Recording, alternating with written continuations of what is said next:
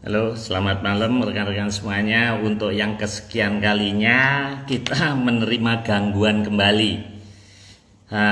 Ini gangguan apa lagi tiba-tiba mati. Tadi tiba-tiba di handphone saya ada tulisannya overheat dan kemudian mati mapet. Jadi saya ganti handphone rekan-rekan semuanya. Oke, ini sangat membingungkan memang malam ini. Saya ulang lagi Anjang Dewanti, saya invite.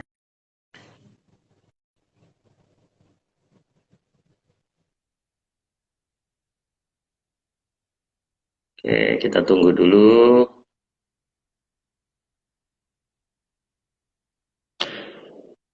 Dan semuanya,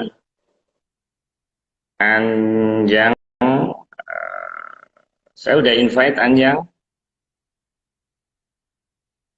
Tolong di approve. Betul, abot tenan malam ini. Berat-berat. Halo, Anjang. Saya udah invite. Mohon di accept.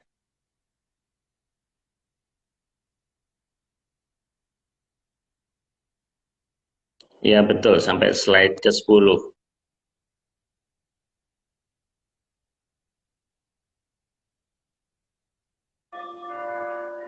Oke. Anjang, apakah Anjang monitor? Ini saya invite lagi.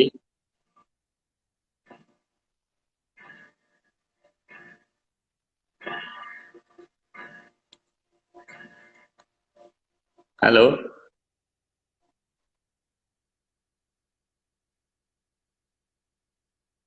Anjang, ini statusnya sudah invited.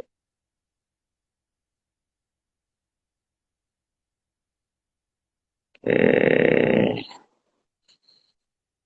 hmm,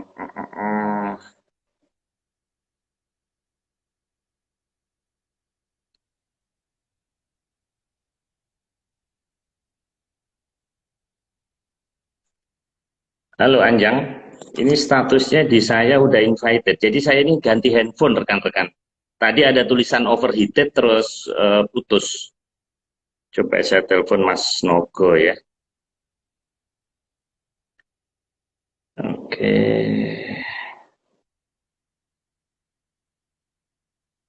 Mohon maaf.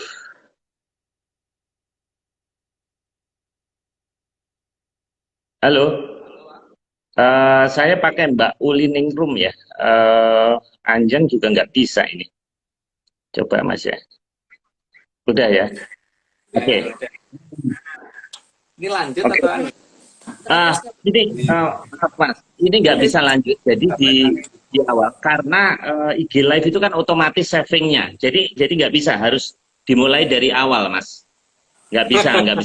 Nah, tadi handphone saya ini overheated. Ini padahal Note 20 ini overheated langsung tiba-tiba mati, aneh juga baru kali ini. Oke, Mas Agung, jadi mohon maaf kita harus dari awal, nggak bisa kalau Instagram Live nggak bisa dipotong. Jadi kita mulai ini Anjang, Apa ya? kita mulai dari pertama yaitu Siap, siap. Jaya balik ya, kita part 34 Cakraning Guntur. Ini saya rasa minggu depan aja Mas. Ini kayaknya kita nggak boleh play gini-ginian Mas. Langsung masuk materi aja Mas. Ya, Langsung oke. masuk materi aja ya. Nanti minggu depan aja kita bahas. Oke, Satu lagi. kemudian kita mulai dari slide pertama. Ya, oke. Saya ulangi ya. Ya, Oke. Slide pertama, salah satu Bathara yang bertugas mengatur dan menata bumi adalah Sang Hyang Bathara Wisnu yang merupakan salah satu Bathara yang ada dalam Wahyu Hastaguna. Sudah cukup jelas. Jadi kayaknya langsung jelas Mas. slide kedua ya. Betul, setuju. Betul. Oke. Slide kedua, dan salah satu pusaka dari Sang Hyang Bathara Wisnu adalah pusaka berbentuk senjata cakra. Oke, saya pikir juga sudah cukup jelas. Lanjut dulu Oke, ya Pak. sangat jelas. Slide ketiga, pusaka senjata cokro ada yang berbentuk panah yang dinamakan cokro winoto. Ya, banyak macamnya kan, tapi ada salah satunya bernama Cokro Lanjut dulu Pak, karena biar nggak kelamaan. Slide 4, tapi yang akan turun pada perubahan zaman ini adalah Cokro Baswara atau Cokro Tibuswara. Cokro Tibuswara artinya adalah pusaka yang bisa membawa perubahan berdasarkan suara yang ada di alam, termasuk suara manusia. Itu kayak udah jelas, udah pernah saya jelasin di cerita di slide apa di video yang sebelumnya ya, di IG Live sebelumnya. Ini lanjut dulu ya.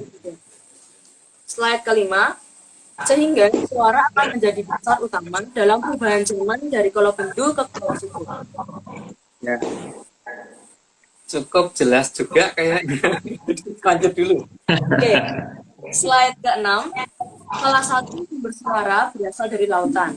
Dan irama alam yang ada dari lautan, terutama laut selatan, adalah irama yang bisa mengharmonisasi alam. Ya, kalau ini mungkin perlu diberi penjelasan ya, bahwa suara lautan itu kalau kita dengar, terutama laut selatan ya, kalau laut utara mungkin belum tentu. Di laut selatan ini sering terdengar suara-suara kalau didengarkan benar-benar itu, ada yang mirip suara drum band, ada yang suara-suara yang lain. Nah, suara yang lainnya saya nggak akan jelaskan di sini, tapi minimal suara drum band yang paling gampang didengar gitu. Jadi tergantung kita mau mendengarkan secara detail atau hanya bintang saja. Kalau kita itu berubah aja gitu. Kembali lanjut. Oke. Slide ke-7, suara alam yang bisa mengharmonisasi alam yang diberikan kadewatan melalui Atlantis, salah satunya disinkronkan dengan gamelan keprabuan yang dulu dimiliki Koromo Prabu. Itu namanya gamelan Lokononto di Jawa, tapi ini nanti desirat berikutnya enggak.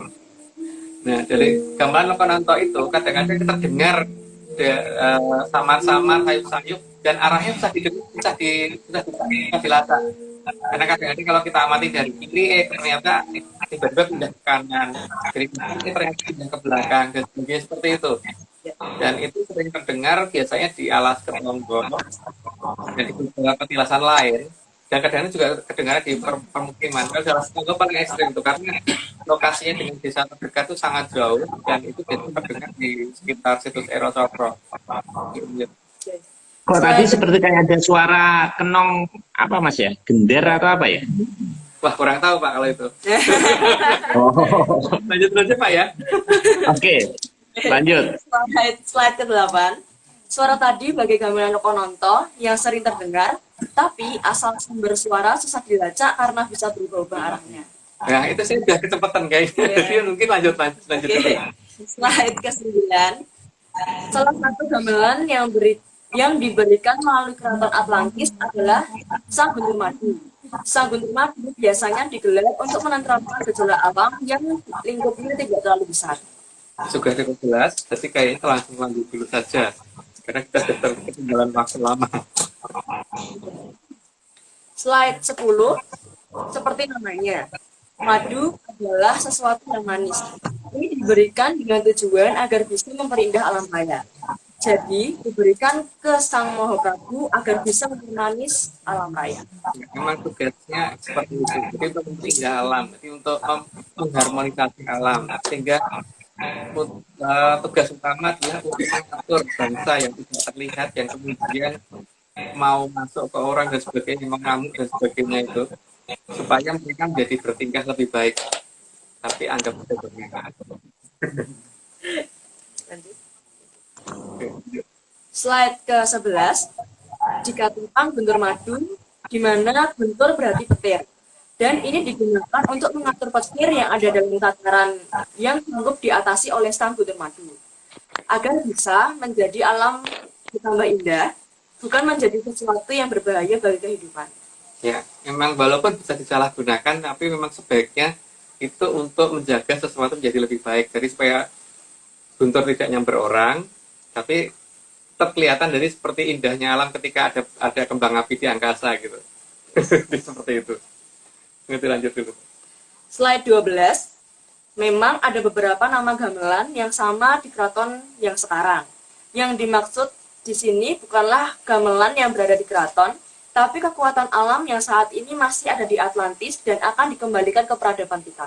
Ya, kalau kita melihat ada jalan, misalkan ya, ada jalan namanya Jalan Hayam Wuruk, itu kan bukan berarti Prabu Hayam Wuruk tinggal di situ ya, pernah tinggal di situ. Atau ada jalan namanya Jalan Panglima Jenderal Sudirman gitu kan, belum tentu beliau pernah di situ gitu. Walaupun mungkin juga iya gitu ya. Tapi seperti halnya ini yang dimaksud dengan Guntur Madu Mepenang, nanti ada Guntur satunya lagi, itu juga demikian. Walaupun namanya sama, belum tentu itu yang kita maksud ya. Jadi jangan kemudian dibandingkan dengan sesuatu yang ada di keraton. Gitu, terima kasih. Slide ke-13, maka saat akan dikembalikannya Sang Guntur Madu nanti, haruslah ada dan sudah disiapkan wadahnya agar tidak menghantam sana-sini. Karena hal ini bisa berbahaya bagi kehidupan di bumi. Ya, karena memang bagi Atlantis itu bukan punya mereka, jadi mau nggak mau akan mereka kembalikan. Tapi waktu dikembalikan karena mereka tidak tahu harus menyerahkan ke siapa, ya akan mereka lepas. Jadi kalau dilepas begini ini kan resikonya kan ngantem sana sini. Maka sebaiknya sudah mulai dipersiapkan tempatnya. Jadi monggo bagi yang merasa tahu dan memang benar-benar tahu, sebaiknya sedang mempersiapkan tempatnya atau bagaimana menangkap ini supaya tidak ngantem sana sini gitu. Kalau tidak diterima, tidak ada yang bisa terima, ini bisa menjadi malapetaka yang luar biasa menurut dongeng saya loh.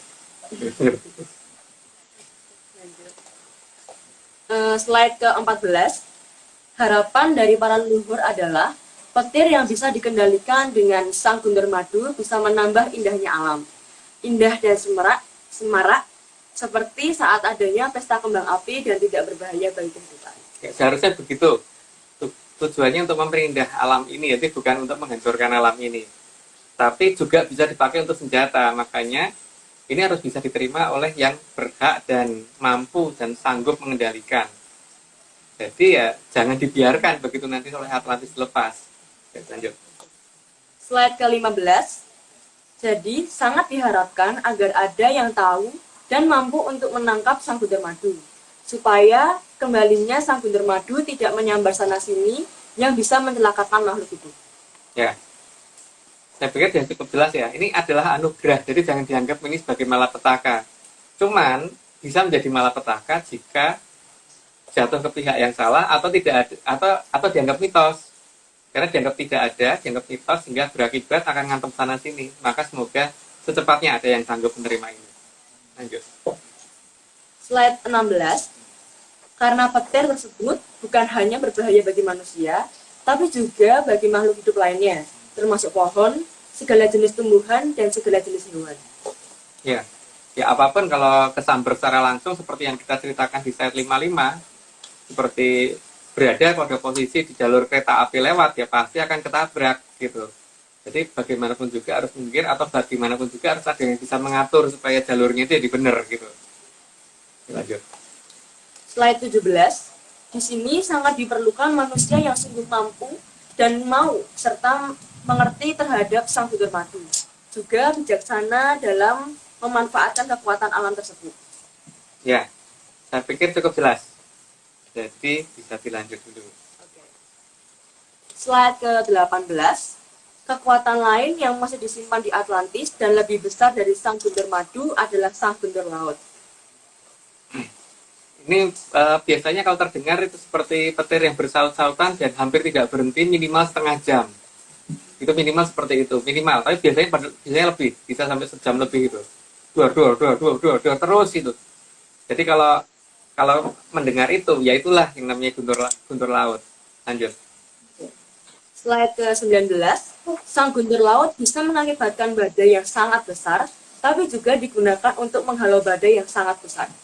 Ya namanya kekuatan alam, seperti halnya kalau kita punya sepeda motor, itu bisa kita pergunakan untuk berangkat kerja atau berangkat sekolah, tapi juga kita bisa digunakan untuk masuk jurang. Jadi tergantung kebijaksanaan dari yang memegang ini kan, untuk bunuh diri atau untuk membantu orang banyak atau untuk mengatur alam supaya menjadi lebih baik gitu. Nah ini sebaiknya, ini juga harus diterima karena ini adalah anugerah. Jadi bukan membawa malapetaka, tapi bisa menjadi malapetaka kalau salah yang menerima. Lanjut. Slide 20, terkadang Sang Guntur Laut datang bersamaan dengan ombak di lautan yang tidak begitu besar. namun menghasilkan suara deburan yang sangat kencang. Ya, saya kira cukup jelas di bagian ini. Mungkin dilanjut dulu. Oke. Slide 21. Sang guntur laut terkadang juga terdengar seperti suara drum band yang terdengar dari arah lautan lepas, dengan irama yang sangat mirip dengan irama drum band, jadi bukan tanpa irama. Ya, drum band punya irama ya. Jadi seperti kalau deber ombak kan nggak punya irama. Ini jelas, iramanya seperti irama drum band yang dung dung dung dung dung dung gitu. Itu jelas banget. Dan itu kelihatan.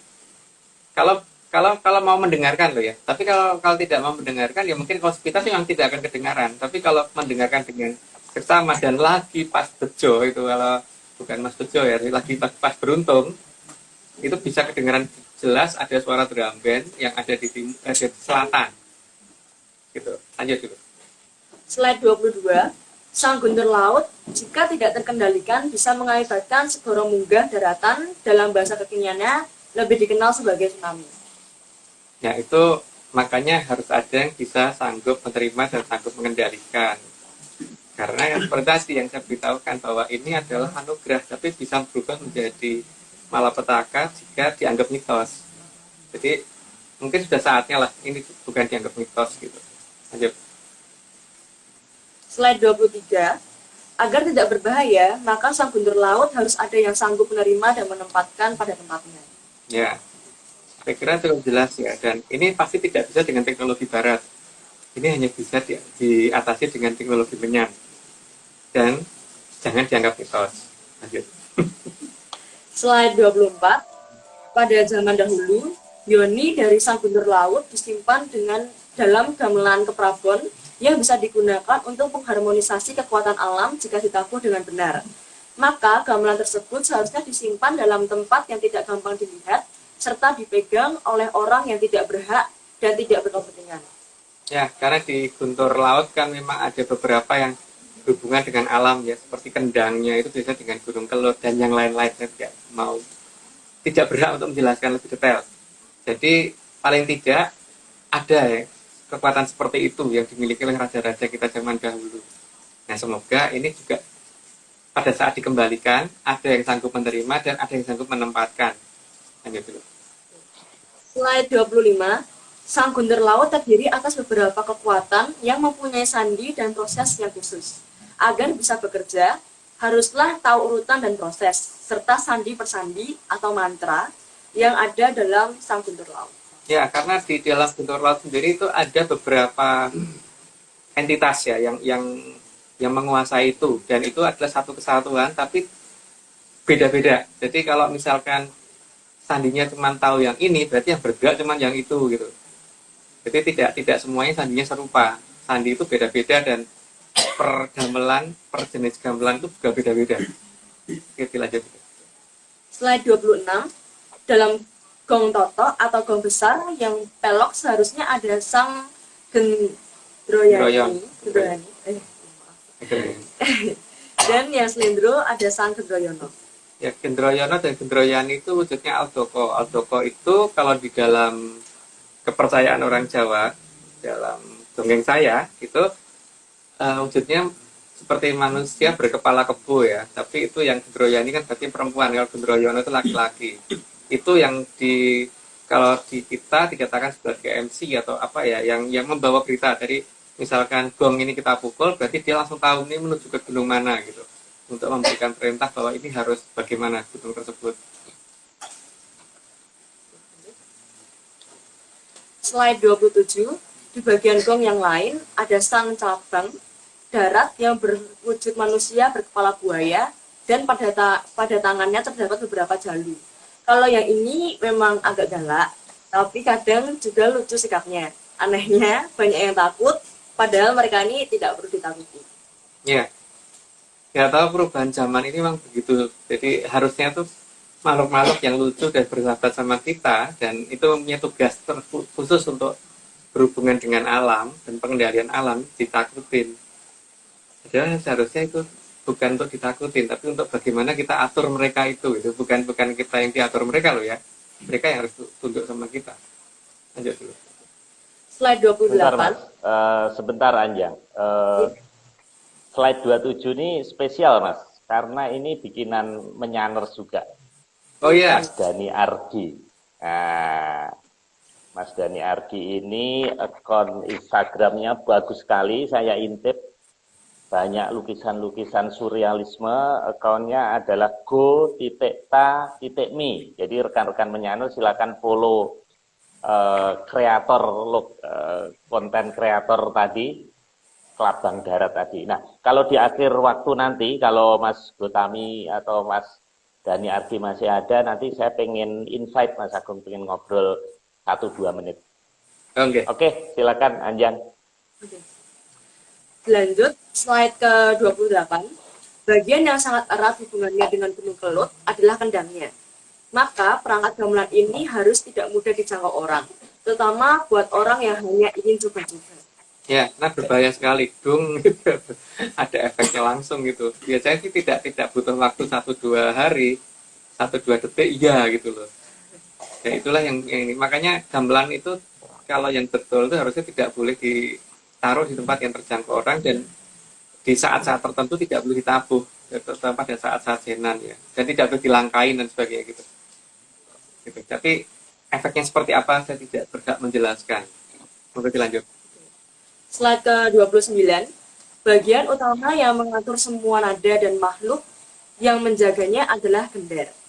Sehingga minimal sang satya piningit wajib latihan cara nabuh gender, atau yang kejebah ketempatan harus bisa menabuh gender dengan irama yang pas. Ya, dan ini masuk sudah menjadi suatu ciri-ciri ya. Jadi mungkin nanti yang itu pasti harusnya bisa nabuh gender, walaupun nggak tahu nabuhnya seperti apa gitu. Itu lanjut dulu aja. Slide ke-30. Pada zaman dahulu, irama dari sang guntur laut sangatlah menentukan untuk pengkondisian alam raya. Apabila ditabuh dengan nada perang, bisa terjadi hal yang tidak baik. Namun, bila ditabuh dengan nada indah, maka arah gerakan alam juga akan indah. Ya, karena di sini berhubungan dengan makhluk-makhluk lain, sehingga mereka mendengarkan itu sebagai perintah. Jadi perintah yang diperintahkan apa tergantung dari yang punya gamelan gitu. Jadi kalau diperintahkannya apa, mereka akan melakukan itu gitu. Makanya ini harus hati-hati sekali kalau yang memiliki ini nanti. Lanjut dulu. Oke. Slide ke-31. Karena sinyal dan dengung yang dihasilkan bisa mempengaruhi makhluk halus yang bekerja menjalankan arah gerak alam.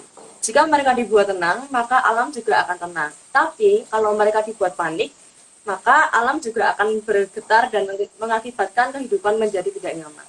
Ya. Karena mereka bisa melakukan apa saja yang tidak bisa kita lihat gitu, misalkan loncat-loncat kan, nabrak sana nabrak sini gitu. Itu cukup berbahaya kalau jangan digunakan secara salah, karena ini berhubungan dengan dunia yang saat ini dianggap mitos oleh kita.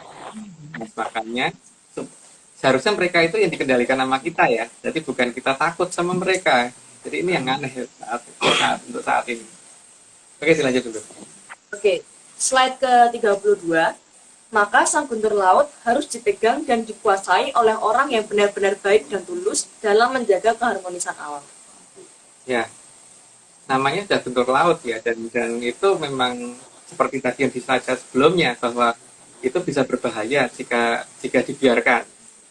Jadi ingat loh ya, bahwa ini saya ngomong bahwa berdasarkan dongeng saya, ini sebenarnya adalah anugerah.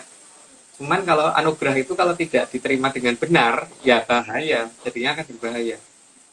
Jadi seperti dijelaskan di slide di 55 sama 56 di Atlantis series yang 55 sama 56, jangan sampai anugerah ini berbalik menjadi suatu hal yang membahayakan banyak orang.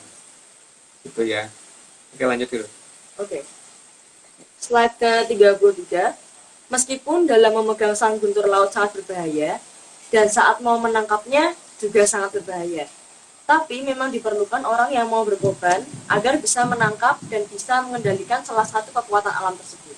Ya, karena tidak mudah itu. Pertama tidak mudah, dan kemudian juga lakunya juga tidak gampang, dan memegangnya juga tidak mudah karena butuh pengorbanan yang cukup luar biasa. Bukan pengorbanan berarti kita mengorbankan orang, tidak ya.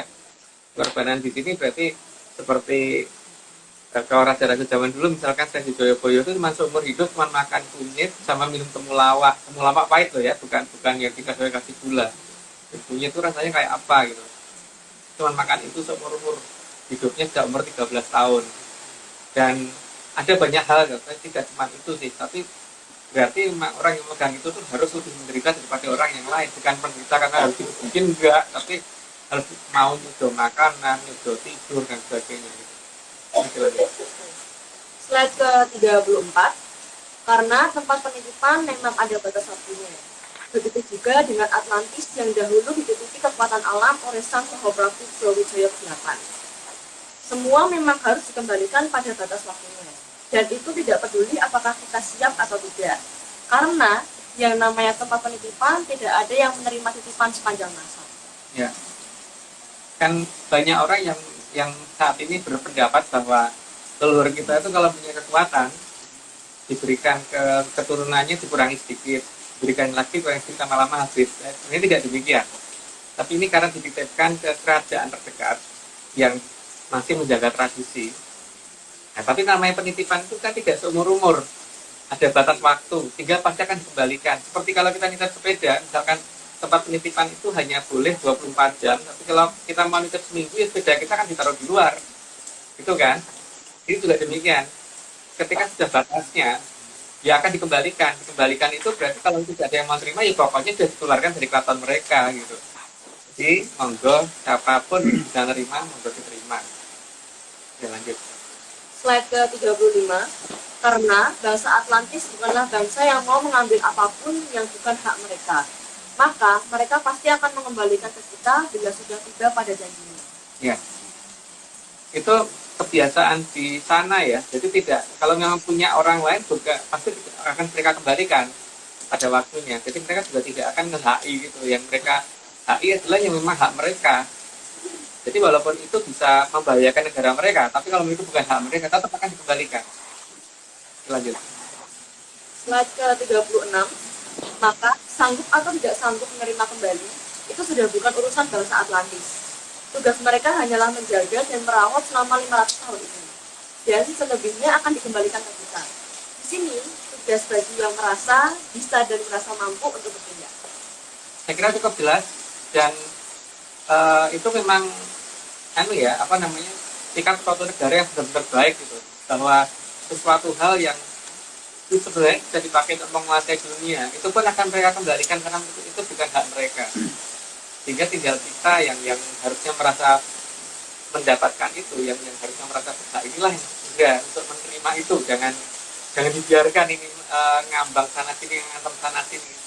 Jadi segeralah ada yang menangkap itu. Semoga ini menjadi hal yang lebih baik, bukan menjadi hal yang tidak baik. Slide ke-37, karena kekuatan alam ini bukan hanya kata-kata saja yang indah jika didengar, bukan puisi yang enak didengar, atau juga bukan lagu yang indah didengarkan. Meskipun sandi yang digunakan merupakan beberapa bait puisi yang indah, tapi sang bener laut bukanlah puisi.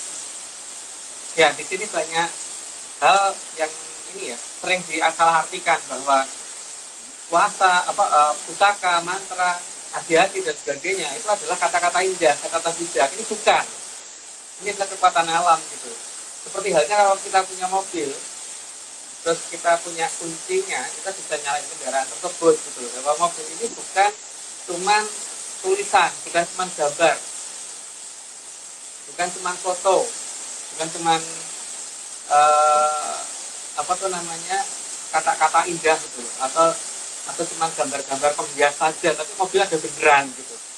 Ini juga demikian, bahwa guntur laut itu adalah sesuatu kekuatan alam yang benar-benar ada. Jadi bukan kata-kata saja, bukan kata-kata indah, atau bukan suatu hal yang hanya seperti puisi atau lagu-lagu gitu.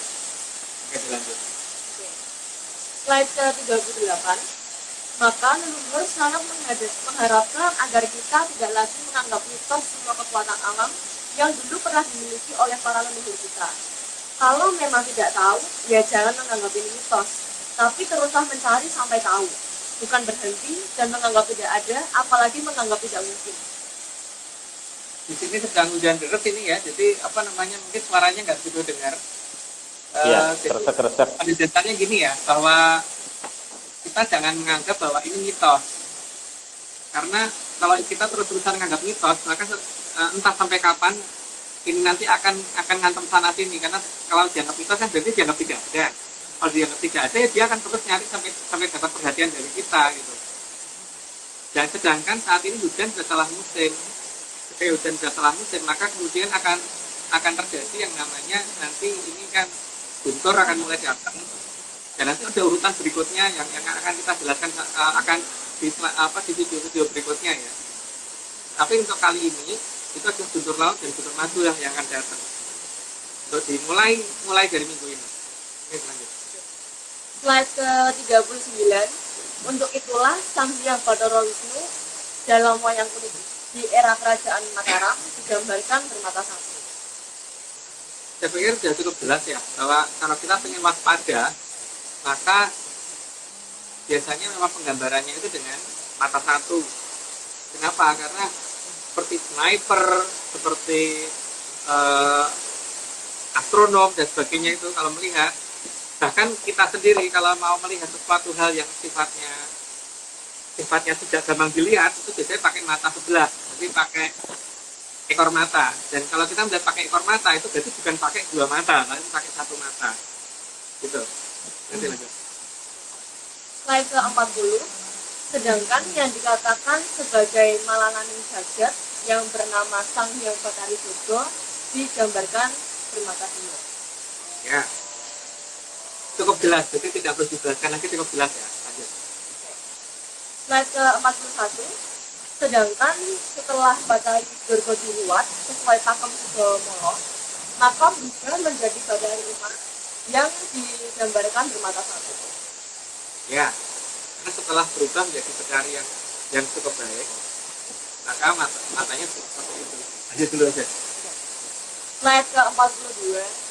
Kemuruning Sang Kamolyan Sadya Angin-angin Kang Ngasta Kertani Tribun. Kayaknya banyak bukan jam nembang kan. Cuma gue ditembangin mbak, arahkan ke.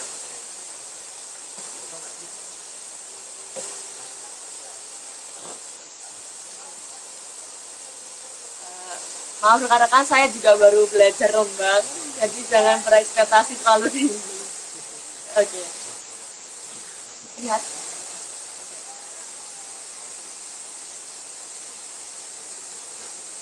Tuhu harsa agama hayune soho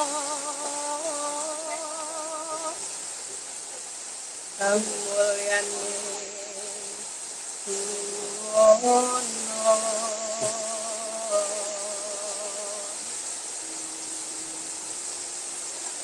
anggen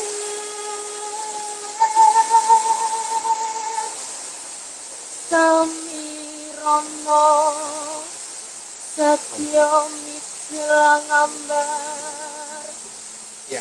rondo aruming kamulyaning Triwono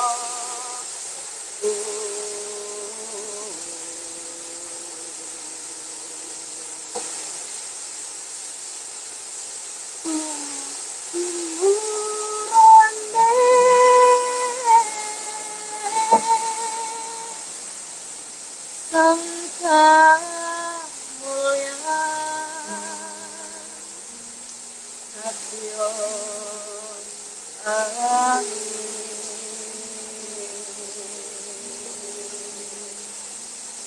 angin sang ngasta kertaning Triwono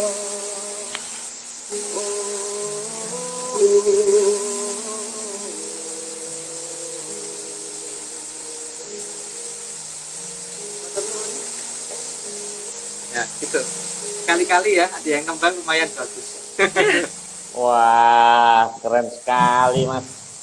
Gila, ini banyak yang muji nih di chat nih, luar biasa. Jadi lain kali Anjang kalau nembang itu pakai sanggul aja, nggak apa-apa, bawahnya pakai kaos, ininya sanggulan aja gitu, biar lebih ini kusuk luar biasa. Itu belajarnya di mana itu, Anjang? Eh, kebetulan saya diajarin bapak saya sendiri. Oh, Mas Daan ya. Oh, Mas ini topeng ya, Mas Pardiman ya. yang Bukan. yang nyanyi, yang nembang. Oh, yang nyanyi. Oh, yang nembang. Oh, oke. Iya, Mas Anter, yang pakai topeng Mas Anter. Oh, iya iya iya ya. Mas Anter ya, salah ya. Iya iya iya ya, Mas Pardiman. Oke oke oke oke. Gila, keren banget. Ini boleh nih nanti di Zoom pakai hiburannya ini aja. Tembangnya Anjang aja. Keren banget, keren keren. Jarang nih anak muda yang bisa kayak gini. Aduh, makasih. Mas Agung jangan live dulu. Saya mau undang sang ilustrator kita. Coba kita invite. Moga-moga bisa masuk nih. Mas Dani Argi. Nah, kita tunggu. Pak Marius, ini mumpung lagi nunggu, ini saya ini ya, mana bogong dulu. Oh iya iya ya, silakan silakan. Silakan Mas. Coba silakan ditabur. Kelihatan.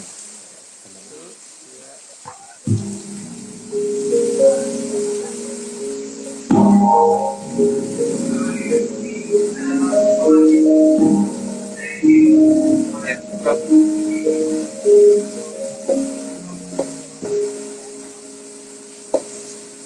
Keren keren.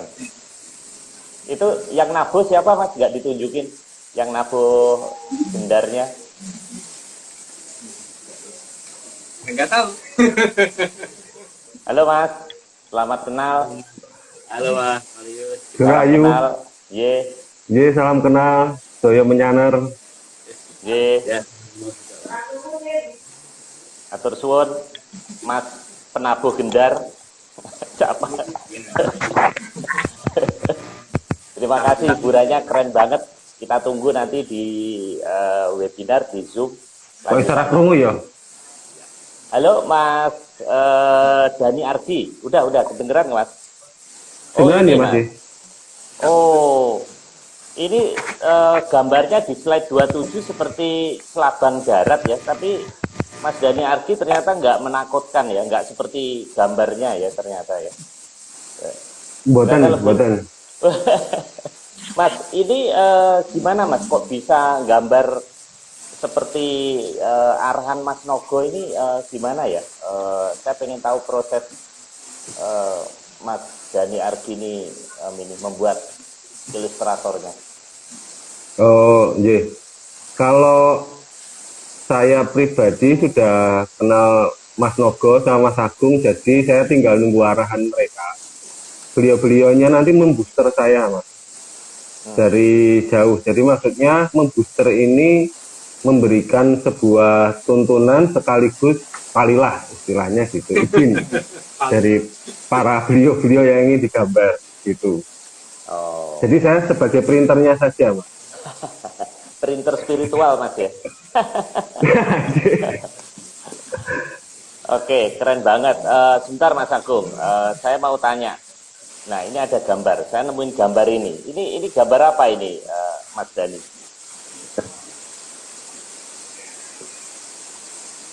Oh, itu pas kita ke Lawu itu, Mas. Saya lupa tahunnya, cuman ada ekspedisi ke Lawu untuk menemui beliau. April 2007. Kalau saya pada waktu itu 2007, je. Ya, Saya sebagai porter itu, Mas. Oh, Ye. yang mana Mas? Yang ini ya? Oh, ini Mas Agung ini. Kalau itu Mas Agung yang pakai ageman merah itu Mas Agung. Kalau saya ini pasti. saya paling belakang kayaknya, Mas. Oh, ini. Je kata saya Ya. yang pakai celana pendek, Mas. Oh, ini. Oh, Yang ini. tengah, Ini. je. Oh, Ya. siap. Ini Mas Nogo ini pasti, yang paling kanan ini. Kelihatan. Itu Mas Opang kalau nggak salah, Suwardi Mas Opang. Oh, oke. Ini jadi ekspedisi Mahendra Mas ya, di puncak Gunung Lawu ya. Oke, Mas Agung, saya kembalikan ke Mas Agung. Ini kelihatannya Iya, ada pusaka apa ini Mas? Bisa diceritain Mas, Ini apa ini? bukan pusaka Pak. Ini cuman mau ngibarkan bendera gitu bahwa sudah saatnya orang ini ya kayak dengan itu kembali maju gitu. Ya, maju. Yang pusaka yang ini penutupan juga. Ini yang di belakang. Oh,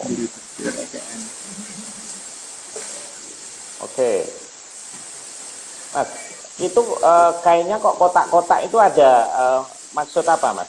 Nah ini kan ini Pak, ini kan bendera apa bukan bendera staff tapi kayak jareknya orang Bali loh Pak, tapi ini pusakannya Jawa, jadi Bali Jawa gitu loh Pak. Seperti ini.